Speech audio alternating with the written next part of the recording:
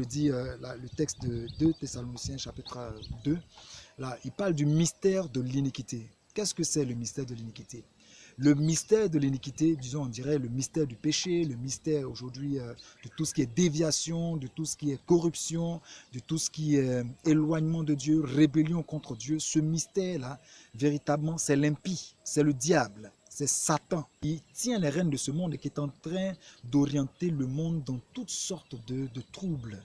Le coronavirus est purement une action de Satan. Quelqu'un a posé la question de savoir, mais est-ce que notre Dieu ne sait pas ces choses? Est-ce que Dieu est au courant de cela? Dieu le sait, mais vous devez savoir une chose, vous devez savoir, bien-aimé, que le diable, en fait, au fond, sert les desseins de Dieu. Pendant qu'il est en train de faire tout cela, le Seigneur, notre Père, qui est dans les cieux, contrôle toutes ces choses.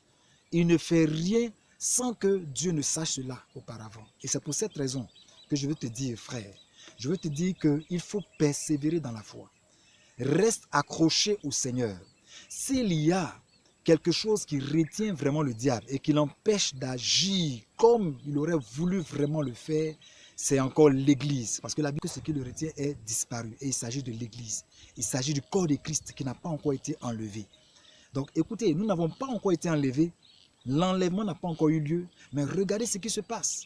Regardez au niveau mondial, l'économie, les entreprises, tout est bloqué. Des églises qui ne prient plus, plein de choses qui sont en train de se passer. J'aimerais simplement vous dire, Jésus est à la porte. Jésus est prêt à se manifester. Nous sommes pratiquement à la fin des temps. C'est juste, c'est vrai. Mais l'église doit rester ferme. L'église doit rester forte. L'église doit rester stable. Prenez courage. Persévérez dans ces choses jusqu'au bout et Dieu nous sauvera. Dieu nous fera la grâce de sortir de là. Dieu te fera la grâce d'être enlevé et de pouvoir bénéficier de sa paix dans le ciel. Réellement, demeure béni, bien-aimé. J'aurai un autre message à te donner très bientôt. Que la grâce du Seigneur te soit accordée au nom de Jésus. Amen. Allez, merci à vous.